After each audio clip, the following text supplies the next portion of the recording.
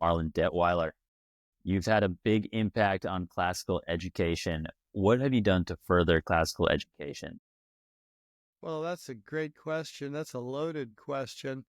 Our first involvements were back in 1992 when Laurie and I read, Laurie's my wife now of 43 and a half years, but we read a book called Recovering the Lost Tools of Learning, which outlined a distinctively Christian and a distinctively classical education. I'm happy to define that as much as your audience may need me to. But we read this book and we said, well, that's what we want for our kids. So we took the initiative to start the Geneva School, got in touch with the author, and the author and I and two others a year later started the Association of Classical and Christian Schools. And we started getting more and more involved. We took the initiative to be a curriculum provider for newly formed classical schools as a result of that book. We started a business called Veritas Press to serve those schools and homeschools, and it has grown beyond our wildest imagination. That's a lot. I was wondering, what of those do you think has had the biggest impact? Of those initiatives, wow. Well, the Association of Classical and Christian Schools, I served on the board of it for 22 years. I'm not on the board anymore. About 20 years ago, we started offering online classes, live for the most part, and some asynchronous, or we call them self-paced. And we now have way over 10,000 students taking classes. We're told that we have students in 70 countries. We're offering classes around the clock so that we serve the Chinese and Australian markets as easily as we do the East Coast of the United States. I would say that the biggest impact that we've had has been through our online school, which is now the largest classical school in the world. Congratulations. So it's fun. We currently have, I think, around 175 teachers working for us, running live classes that meet twice a week for an hour and a half each, or in grammar school, an hour and 15 minutes each, but still twice a week. And so it's been beyond what we ever expected it would be. What's your motivation for doing this? Our motivation is our mission, restoring culture to Christ, one young heart and mind at a time. So you see a connection between classical education and restoring hearts to Christ. Yes, absolutely. The connection may not be as simple or as easy as seeing it on its face, but we start with the idea that God has gifted every one of us in certain ways. He's also created us to be in fellowship with him. And of course, sin has breached that fellowship. And so getting right with God through the work of Jesus Christ becomes the first aspect. But here we're focused mostly on educating kids, and most of them are Christian kids that are from the families that come to us. And so what we're simply trying to do is to help them realize their God-given potential. And when we became familiar with classical Christian education and its pedagogy, its format, the way that it operates, we thought that it was the best educational system ever devised to date. I'm not saying there won't be something better in the future. I don't know what the future holds. But as I look historically, I don't see anything any better for providing an education that will help children reach their full potential. For listeners who aren't as familiar with it, what is classical education and why do you think it's so good? Okay, well, that's a really good question, and I could go on for hours on that. I know you don't want to do that, and I don't want to do that, so I'll keep it brief. But when we talk about the term classical Christian education, the first thing we're talking about is applying the first three of the 7 liberal arts to a K-12 education. Those first 3 are grammar, dialectic, and rhetoric. In 1947-48 timeframe, Dorothy Sayers did a talk at Oxford University, which can now be seen as an essay called The Lost Tools of Learning. And Google it, you'll find it anywhere. In it, she laments that education will probably never be what it had once been. And then she goes on to talk about these first 3 liberal arts and how neatly they align with how she believes children are inclined to learn. In kindergarten through sixth grade, they love to memorize things, make it fun, make it interesting. They'll memorize anything. They're like sponges. They memorize better than we do as adults. They memorize better than slightly older children do. So it's at that point we want to fill their little hard drive brain with all these facts, a timeline of history, a chronology of scripture, mastery of English language, mastery of mathematical facts, and those kinds of things. And so what we see with that is a teaching with the grain. We're teaching according to how they want to learn, how they're motivated to learn, what they enjoy learning. She also points out the critical nature of learning Latin in that curriculum. We don't learn Latin because we want to learn a foreign language. We learn Latin as a tool of leverage for mastering our own language, which is substantially built on Latin. And so getting mastery of vocabulary, getting mastery of grammar is much aided by learning Latin. Educators before us understood that, and today we don't see as much of it, although through classical education initiatives, we're seeing lots more of it. And what's amazing to me is to see a kid that's taken Latin beginning, say, in third grade, a couple years of Latin, and all of a sudden they're able to read books that most people think are well beyond their age level, but they're not because they've taken Latin. So Latin becomes a key subject or discipline in grammar school, but children grow beyond their being sponges and loving to learn. They become, in the junior high years, they're thought of as argumentative, or pert, maybe a little bit nicer. And so we teach them how to argue. We teach them logic. Formal and informal logic become key elements in these junior high years. When they want to argue, we teach them to do it well. We also understand that in this argument, they understand ordered relationship. What is the war between the states? How did it relate to the war for independence? And all kinds of things like that. So it's not just learning facts now, it's learning relationships in those things. Math, we start to see Algebra 1 take root neatly. Of course, they're reading a lot more sophisticated works and studying and thinking and asking hard questions. And they grow beyond that, thankfully. The junior high years are a tough time for parents, or a tough time for teachers, and they start caring about how they're perceived. This is the rhetoric stage. So we go grammar, dialectic or logic, and rhetoric. And we actually teach rhetoric as a subject, as a discipline. That was very common in times gone by. Aristotle wrote the book called Rhetoric, and it's long gone, but we've brought it back. Now they're learning how to be articulate and persuasive. They're also caring about how they're perceived, and all those things permeate in the other subjects that they take. So that's kind of a primer on what we mean by classical education. And then, of course, it's naturally fully immersed in our version of it in Christian education. So they're learning to think Christianly, to be distinctive Christians, as well as being classically educated. Okay. How do you teach them how to be distinctly Christian, and how does that relate to the classical education? Well, one of the things that you'll see in many families is they want to protect their children, protect them from the sexualized world that we live in, protect them from the evil world that we live in. We don't protect children that way. There are age-appropriate times to talk about these things. We want their first exposure to think biblically about what God has to say about sex, what God has to say about violence, what God has to say about any type of wrong, any type of sin.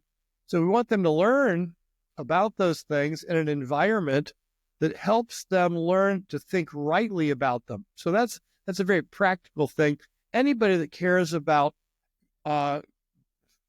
Judeo-Christian values and morality would be quite comfortable with that. But then we also teach them about the nature and character of God, His holiness, His righteousness, His love for us, and those kinds of things.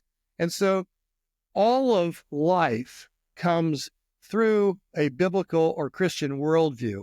So it's really about worldview that we're seeing full-orbed Christianity show up in their education. So you've accomplished a lot already. What would be your vision for the future?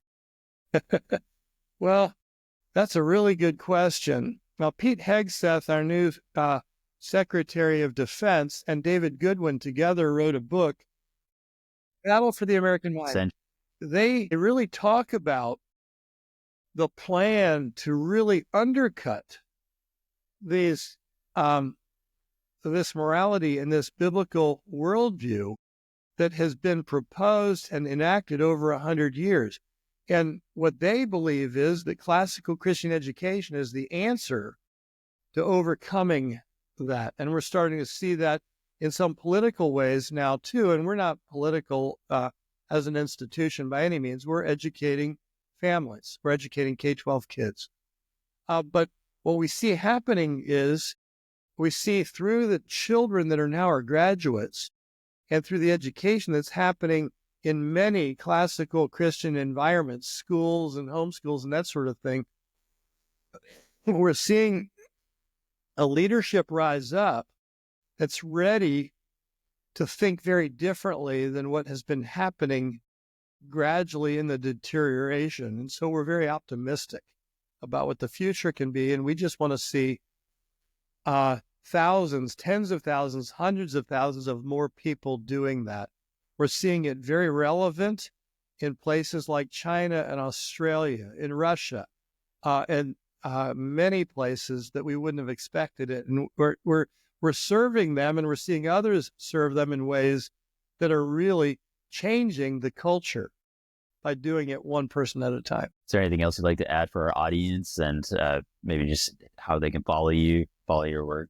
Well, we can be found at veritaspress.com. We've got a toll-free number. We've got free consultations that can be signed up for there.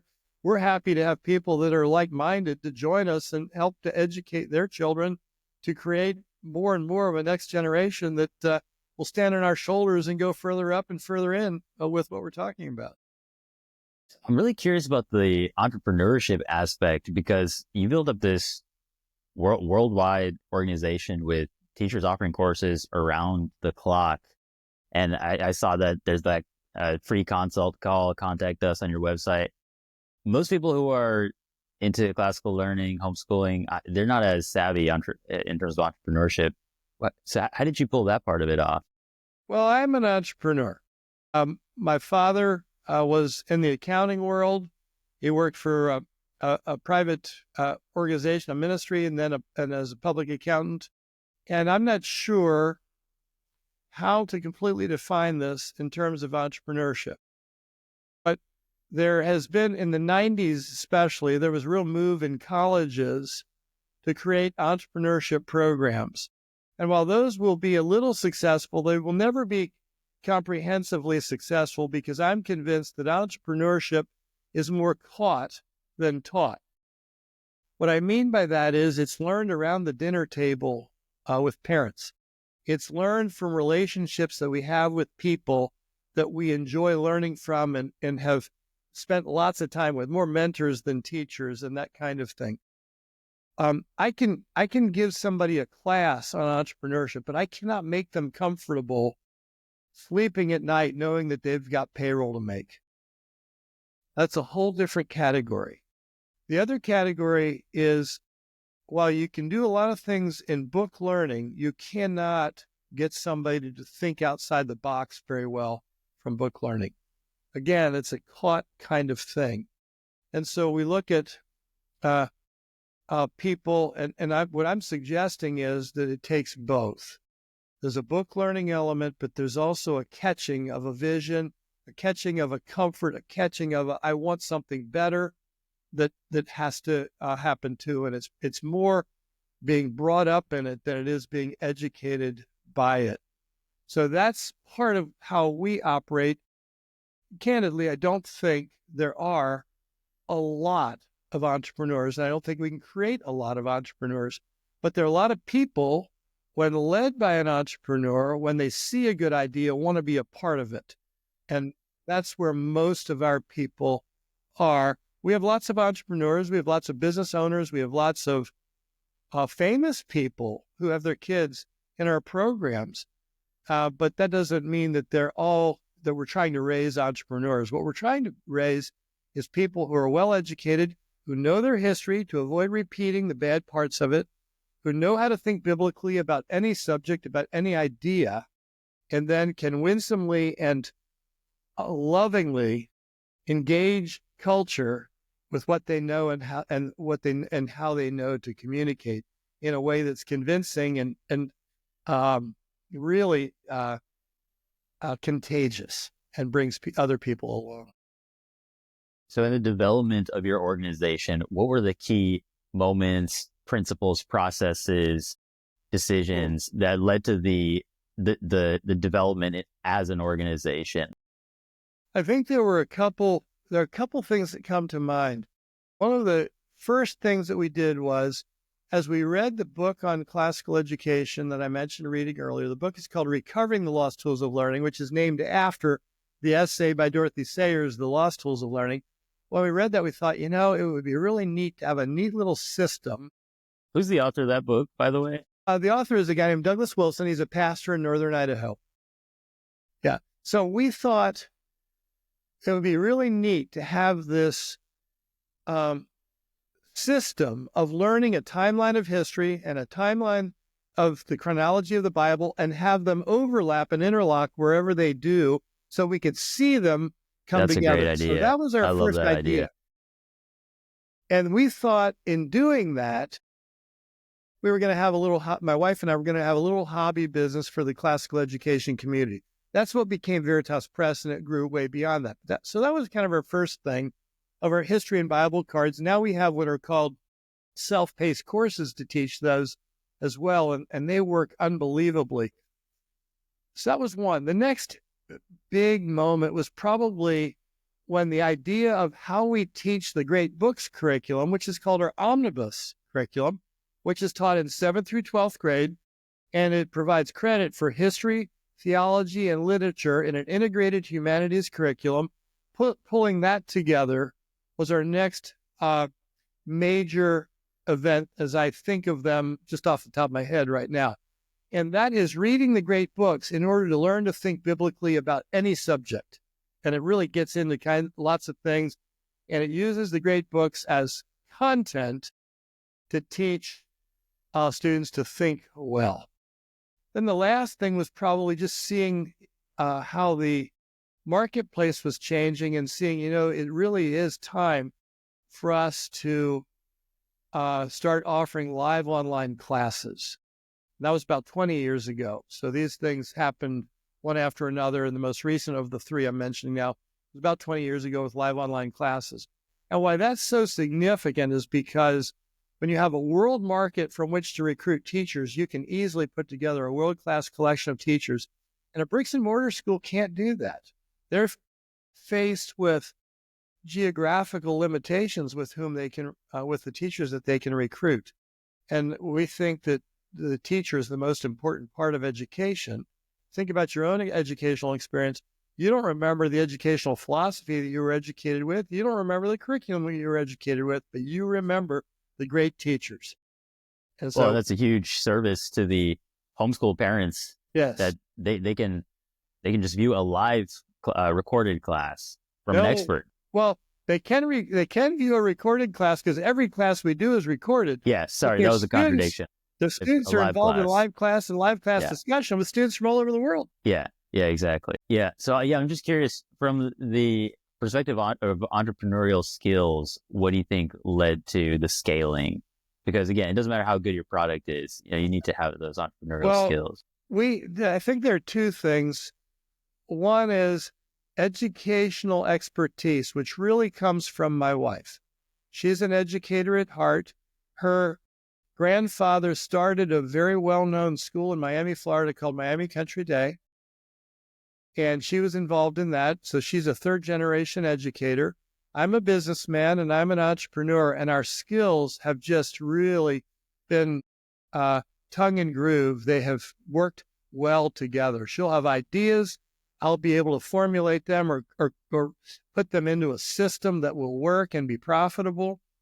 Both of us have entrepreneurial sensibility that has helped us look beyond tomorrow to what might be the case 10 years from now or 20 years from now and put ourselves in position to be out in front of that. She is very much a literary person. I'm very much a math and finance guy. My prior career was in the real estate investment business, And so we have skills that have really come together well. What's holding you back from increasing this, from 10xing it, from taking it to the next level? Some of it's capital, some of it's age. I'm not as energetic as I once was. Today, I'm a few months shy of 69. My wife's a little younger, but we think we have some ideas that will help make that happen. One of the things that I think we're ideally positioned for, maybe better than anyone else, is with our educational model, classical Christian education, which we think is a superior model to alternatives. And with the curriculum that we have created and have selected, we think we have the best set of curriculum. And we think we have a world-class collection of teachers, maybe the best ever assembled. But we understand that in an online world, there's still an element. Both of us were D1 athletes in college. I played golf at NC State. She ran track at Vanderbilt. And we understand that extracurriculars are a lot of the substance around which school spirit and connectivity happen. We do a wonderful job in doing that online, but we're limited. Our online football team has not won a game yet. And so, well, I say that obviously tongue in cheek, but because of density starting to happen in various places, and this is where numbers getting to 10x of what we are will make a big difference, because we believe that we can create communities in North Atlanta or around Houston in various places, knowing that that's where you are, or Orlando, Florida, wherever.